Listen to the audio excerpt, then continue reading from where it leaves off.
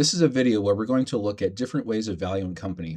We're going to look at ways of looking at their price, we're going to look at their EPS, and 4 different ratios that analysts use and that we at Interflame Finance use all the time to try to figure out, are we getting a company at a good price or a bad price? So right off the bat, the first thing that you could look at is the price of a share of the stock, the price per share.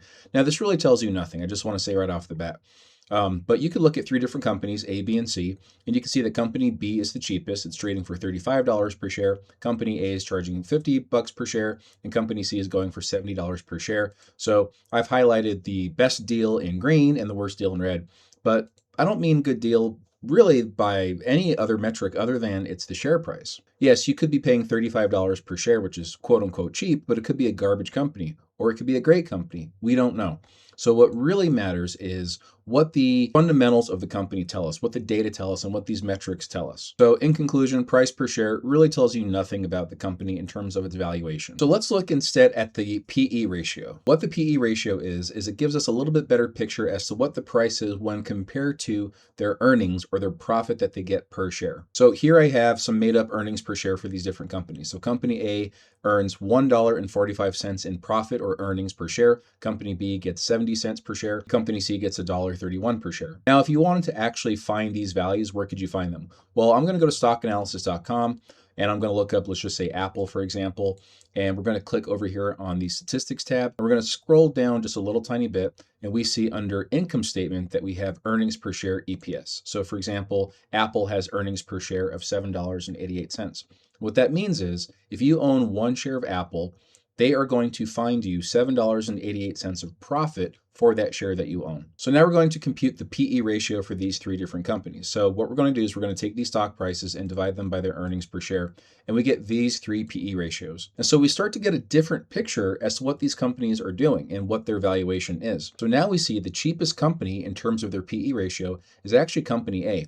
Yes, it costs more money for a share of their stock, 50 versus 35, but they're actually getting you more than double the earnings or the profit that company B is getting you. So again, lower the better for PE ratio. We can see that company C is still the most expensive because it's $70 per share. They are getting you $1.31 per share. And so the PE ratio is the highest, 53.4. So you can think of PE ratio like this 34.5. What that means is I have to pay company A $34.50 for them to earn me $1 in earnings per share, $1 in profit. I have to pay company B $50 to get that same $1 in profit, and I got to pay company C $53.40 to get $1 in profit. So when we think about PE ratio, we think about if I want them to get me $1 in profit, how much do I have to pay them to do that? Obviously, if you want to get $1 in profit, you want to pay the least amount for that company. So a PE ratio of 34.5 is the cheapest of these 3 companies. I do want to stress real quick that the best way of using a PE ratio when you're comparing different companies is you want to make sure that you're comparing similar companies, that you're comparing companies in the same sector or the same industry. You don't want to look at Nike, which makes shoes and athletic wear, and look at NVIDIA stock, which makes GPUs and chips, right?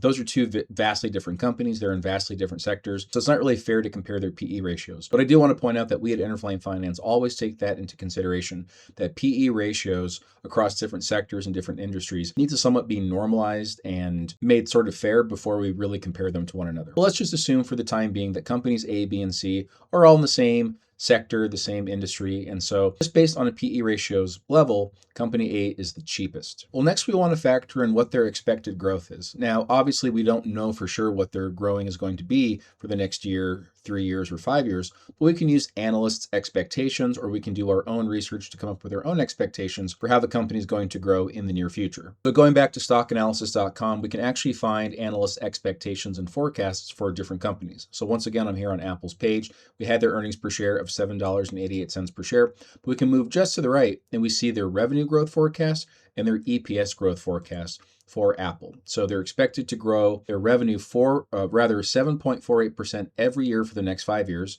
and they're expected to grow their EPS, their earnings per share, 14.99% every year for the next 5 years. So that is annualized growth. Next, we have the PEG ratio, which actually takes growth into consideration.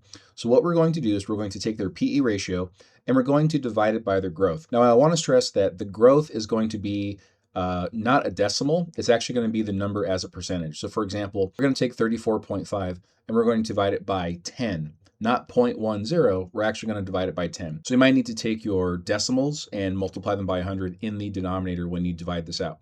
So when we compute the PEG ratios, we get a much different picture here. We actually find that the cheapest company is now company C. So let's go back real quick. The company was the most expensive per share, and it was actually the most expensive PE ratio, 53.4. But when we factor in this huge expected growth of 38%, and all of a sudden we're dividing 53.4 by a large number, we're making this much, much smaller. So the PEG ratios for A and B are very similar, 3.3 and 3.4, but all of a sudden, in terms of a growth play, company C actually looks like the winner. Now, typically, when you have high growth companies, like in the tech sector, communications, services, and whatnot, you want PEG ratios to certainly be under 2. If you can find PEG ratios under 1, that's even more appealing and more appetizing. Now, another common ratio that we use is what's called the forward PE. So this is not the current PE ratio, it's what the PE ratio is going to be next year after they do 1 year of growing.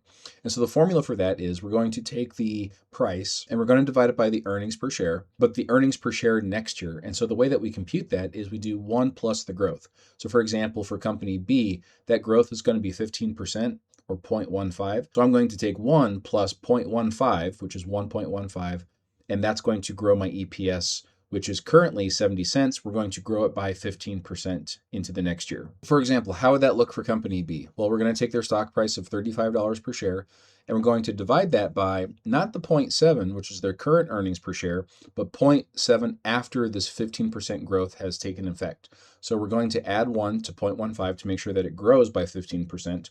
We're going to multiply that by 0.7. And we're going to make that the whole denominator underneath 35. And so when we do that for these 3 companies, we see now that company A has once again reclaimed its title of being the cheapest company. Their current PE ratio is 34.5, but next year it's going to be 31.3. So what that means is if you were to buy company A today, you're actually getting it at a 31 multiple of next year's earnings. So the PE ratio is coming down, which is always a good sign. Company B looks to be the most expensive of these 3 companies, and company C is now actually in the middle at 38.7. Now, it's important to just notice something, especially about company C real quick. We see that in terms of the PE ratio, it's the most expensive. In terms of the PEG ratio, it's the least expensive. And in terms of the forward PE, it's in the middle. It's the same company, it's the same price, it's the same earnings per share, it's the same expected growth. These 3 ratios tell you 3 different pieces of information. And so it's very important to understand, well, what are you looking at when you're buying a company? Which of these ratios is actually telling you the story and telling you the information that you need for how you are investing your money? If you want a high growth company, if you want to make sure that you have a lot of growth baked into your investments, then you maybe want to look at something like the PEG ratio. If you want to see how a company is doing relative to their current earnings per share, then the PE ratio is good for you. But if you want to see, well, what happens if we grow 1 year? What's going to happen to their PE ratio? Well, then you want to look at their forward PE ratio. Now, one red flag is if you have a forward PE ratio that's actually higher than their current PE ratio. And that is not the case for any of these companies. They all go down from their PE to their forward PE. But sometimes you'll see a company that has a forward PE that's higher. So typically at Interflame Finance, we avoid those cases. Finally, we have the 5-year forward PE, also something that we use on this channel. So it's like the forward PE, but instead of looking just 1 year into the future, we're going to look at 5 years into the future. So it's very similar to the forward PE, but we're going to let this growth factor go up by a factor of 5. We're going to let it grow for 5 years exponentially, and we're going to make that the denominator underneath the price. So what would that look like for company A? Well, we're going to take their current price, $50 per share, and we're going to divide that by 1.45 times, and we're just going to do 1.1 to the 5th power. So the 1 means growth, the 0.1 is 10% growth, and we're raising it to the 5th power because when you have things grow exponentially, when you have things grow by the same percentage each year, you don't multiply it by 5, you actually raise it to the 5th power. You multiply it by itself 5 times. And so finally, if we look at the 5-year forward PE of these 3 companies, we see that company C, once again, is the cheapest company. So it went from the most expensive, least expensive, in the middle, back to the least expensive when you look at it on a forward PE basis. Now, companies A and B are pretty evenly matched. They're in the low to mid 20s, but company C looks like a steal deal.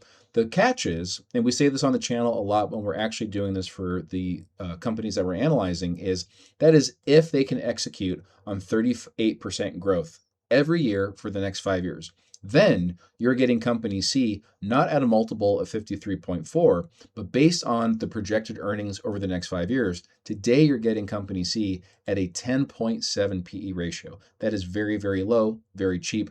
But again, the catch is they have to get 38% growth in their EPS every year for the next 5 years. It doesn't have to be 38 exactly every year, but on average, you want them to get 38% growth. And that's very hard to do. A lot of companies, they'll grow 10%, 15%, maybe 20%. Really high quality growth companies, yes, they will grow into the 30s and 40s every year, but that's not sustainable for the long term. And so this is something that we would really question and ask ourselves, do we expect company C to grow 38% every year for the next 5 years? And so the big question is, well, after we do this analysis, what do we invest in? Which do we choose? And the answer is, it really depends on your values and what your goals are for why you're investing into these three companies or why you're even looking at these three companies. So that is why at Interflame Finance, when we actually do this for companies that we're looking at and we're valuing and scoring, we take all four of these ratios into consideration, and we actually value some more than others, depending on if we're talking about growth or if we're talking about safety of the company, looking at the sustainability of the company. A quick and easy way of just looking at the PE ratio of a company, that'll tell you, are you getting a good deal or not relative to its peers? Sometimes you want to find the PE ratio of the sector that it's in. For example, we can actually go back to stockanalysis.com and we can look at the technology sector stocks. We actually get a lot of information from this. So what we see here is their PE ratio. We can actually find out what the average PE ratio is among technology stocks. And so we see here that Apple is a technology stock. It's a $4.01 trillion market cap. And in the technology sector, on average, these have a PE ratio of 39.71. So if we go to the overview of Apple, we can actually see that their PE ratio is 34.63. So relative to its peers, Apple looks actually cheaper within the technology sector. Of course, that's not the full story. We're not going to base our entire investment off of the current PE ratio versus its peers, but it's just, once again, another piece of information, another piece of data that you can use, that you can collect and make comparisons and make judgment calls based on that information. So if you got anything out of this video, please consider liking it. That would really help out the channel. And that way you can keep coming back for more of these quick tutorials that kind of explain how we look at different metrics, how we look at different pieces of information of these companies, and that helps form the bigger picture to determine how we score our stocks and ultimately what our investment decisions are here at Interflame Finance. So thank you very much for watching. Tell your friends and tell your family and tell your mother-in-law all about the Interflame Finance family. We love having you here. We love serving you. Come back for more information. Like this video, subscribe to the channel, and we'll see you in the next one.